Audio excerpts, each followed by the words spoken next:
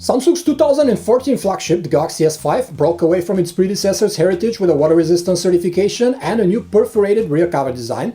That's not all though, as Samsung also went after the Touch ID fingerprint sensor in the iPhone 5S here, providing a scanner of its own in the home key, and added a unique heart rate sensor on the back to make its flagship stand out. This is Daniel from PhoneArena, and as usual we're staging a UFC combat between the perforated looks and the new feature of the 5.1-inch Galaxy S5 against the slender steel and glass frame of the iPhone 5S, as this has become the heavyweights fight in the Android versus iOS championship. Which one has done the fingerprint sensing right? Whose camera takes better pictures? How the interface is different? Which one will leave the fight more bruised and battered? Let's find out. Measuring at just 8.1mm, the Galaxy S5 is thicker than the 4-inch iPhone 5S and much larger, heavier and cumbersome to use with one hand, as it houses a 5.1-inch display. Its plastic build introduces a new perforated back refrain, which comes in 4 colors, including a golden version. Apple's handset also has a gold-colored variant, but the iPhone is crafted in a very different way, with premium metal and glass materials for the chassis. If you don't mind the polycarbonate casing of the S5, however, it will offer you not only a bigger screen, but also IP67 certification, letting you dunk it in 3 feet of water, that's up to 1 meter, for half an hour. You can still remove the back cover though, in the best of Samsung's traditions, which gives you easy access to swap the battery or add memory with a microSD card, possibilities that the iPhone 5S doesn't offer. Apple shook the mobile industry with a unique Touch ID sensor embedded in the home key, which is the first fingerprint sensor on a mobile device that's done right. Samsung was apparently in a jiffy to catch up and integrated a swipe finger scanner in the S5's home key in its turn. The two sensors work in quite a different manner. Not only do the iPhone's dimensions make Touch ID way easier to use with one hand, but it is also much more sensitive than what Samsung offers. Upon initial setup, Apple's creation takes a snapshot of your fingerprint in all possible positions, so you can unlock the phone with the slightest touch, no matter how crooked your digit lands. The fingerprint scanner on the S5 stays true to its title, however, requiring you to swipe directly over it to work, which means that you always have to hold the phone with the other hand. Imagine having to put down your bags of groceries each time you need to check something on your phone. You'll quickly prefer to ditch the print sensing altogether, except for things like PayPal authorizations. Thus, Samsung made a way more cumbersome to use fingerprint sensor, but it can now list one in the spec sheet too, mission accomplished. A unique new feature of the S5, however, is the heart rate sensor on the back next to the LED flash. It is tightly integrated with Samsung's S Health app and requires you to press your finger against it for a few seconds before it takes an optical pulse reading. Some might dismiss this as a gimmick for the sake of inserting something new, but for athletes or older users it might present a convenient way to check their pulse without manually calculating their beat counts. The S5 has a 5.1-inch Full HD Super AMOLED screen, while the 4-inch IPS LCD panel on the iPhone has less pixel density. You won't be able to notice the individual pixels on both displays from a normal viewing distance, but if you examine the screens closely, the S5 panel would come out sharper. Apple has proven many times that its phone display panels flaunt almost perfect standard RGB gamut color representation, whereas the AMOLED panels exhibit somewhat saturated, even gaudy colors. The same goes here with the latest S5 and iPhone 5S. By default, the color temperature of the Galaxy S5 screen is 8000 kelvins, resulting in very bluish cold image. The professional profile makes things better with temperatures of 700 kelvins, almost on par with the iPhone's situation. However, the S5 screen still has that cold feel, as its screen emphasizes green and blue. We should note that although the AMOLED screens of Samsung flagships are not very color accurate, most people like them for that wow of saturated look.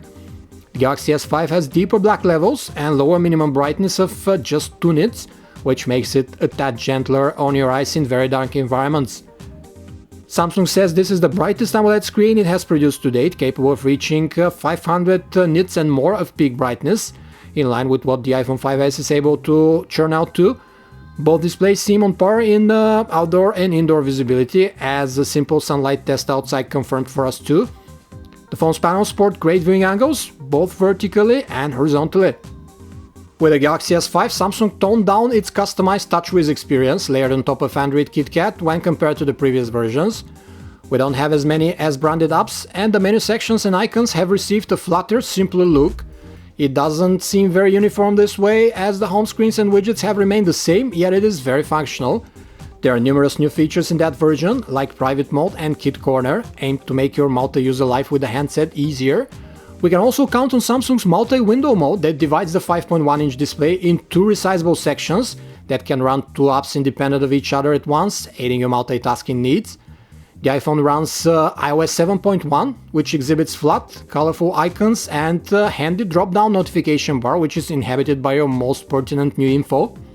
We also get a pull-up command center, rich in connectivity toggles and a screen brightness slider. Apple's approach doesn't bet on a widget system and doesn't offer any split-screen multitasking or floating apps, for that matter.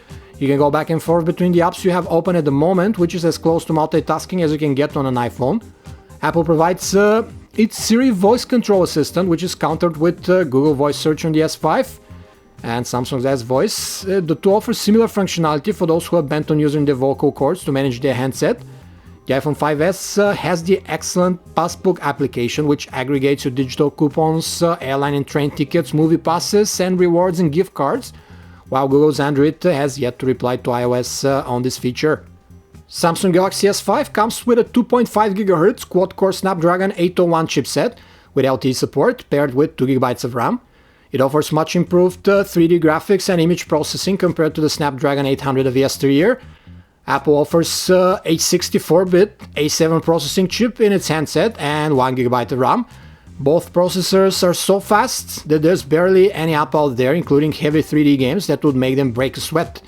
The 5S has 16 GB of internal memories from the box, just as the S5, which however carries a microSD card slot for more. We can attest for stellar browsing experience on both devices, with fast and smooth scrolling, panning in around and zooming in and out. The reading mode in Safari on the iPhone 5S strips web pages of distracting content like pics and ads and presents you the article in a clear text format for easier reading. It doesn't support Adobe Flash though, which can be sideloaded on the default S5 browser for those situations you might need it. Surfing the web on the larger display of Samsung's phone is naturally more enjoyable too, due to the sheer screen size advantage. The handsets have multi-band LTE and 3G radios, depending on the area they're sold in, as well as a suite of other connectivity options, such as Wi-Fi, Bluetooth 4.0, assisted GPS, and DLNA streaming. The Galaxy S5 adds NFC to the mix too. Samsung's flagship flaunts a download booster mode, which combines Wi-Fi and cellular data for quicker connections, the curse of carriers. It also offers an infrared port at the top, which is used to command home electronics like TVs, stereos, and even air conditioning units of various brands. The iPhone 5S gallery, as well as the one on the Galaxy S5, offer grid thumbnail view of your photos and videos, with editing options in the interface. Samsung sports a split-screen navigation with folders on the left and the content on the right, which is more convenient. The music players also suggest categorization options by artist albums or playlists, but the sound and equalizer effects on the S5 are built into the player's interface itself, while on the 5S you have to go to the general setting app to change them.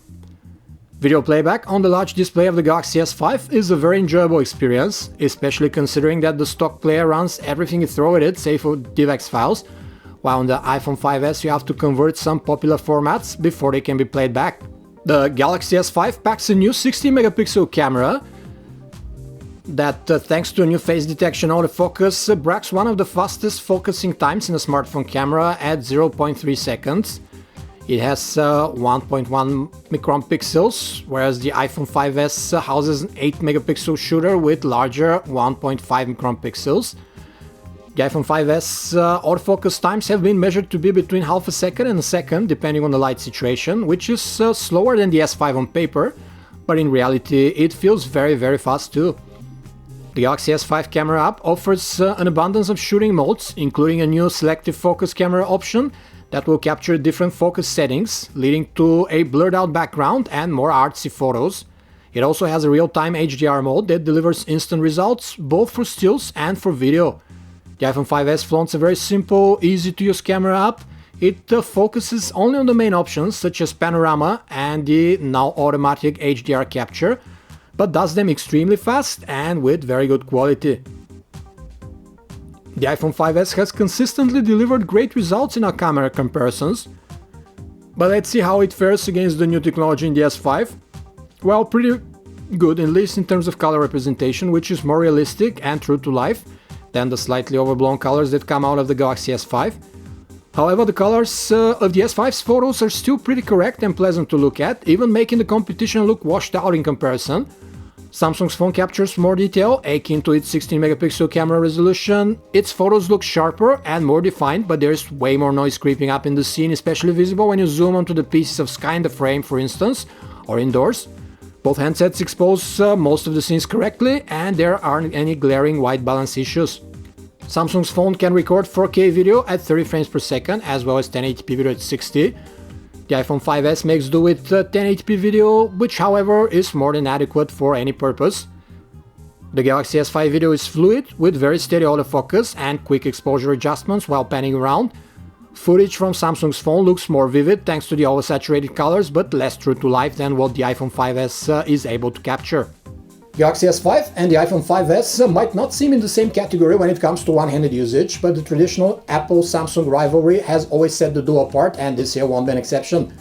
The phones are priced quite similar as usual, but offer a completely different approach to your mobile needs. Both have very good displays, cameras, fast processors, and offer lag-free interface and app experience for their respective mobile platforms. The steel and glass design of the iPhone 5S, however, looks better and is way more comfortable to use with one hand than the largish plastic Galaxy S5. Samsung, however, offers a more versatile design with the water-resistant chassis, swappable battery, and expandable storage of the S5. Granted, its fingerprint scanner is much more finicky to use than the elegant Touch ID solution of Apple, but the S5 throws in some extra features that the iPhone doesn't have, like a heart rate sensor on the back and an air blaster at the top that could prove more useful for you. Samsung offers a more functional interface too, and one-ups the iPhone in the video capturing department, offering 4K video. In case your preferences usually gravitate towards much more compact and leaner chassis than what the S5 offers, or you're firmly invested in the iOS ecosystem, the iPhone 5S will come to the rescue with a premium design and performance where it counts. If Samsung's extra hardware and software features mentioned before, however, seem more important for you, or you can't live without a large display, the Galaxy S5 is the one that will justify your interest. This was a video comparison between the Samsung Galaxy S5 and the Apple iPhone 5S from PhoneArena. For more information about these and other handsets, you can visit us at PhoneArena.com. Thanks for watching.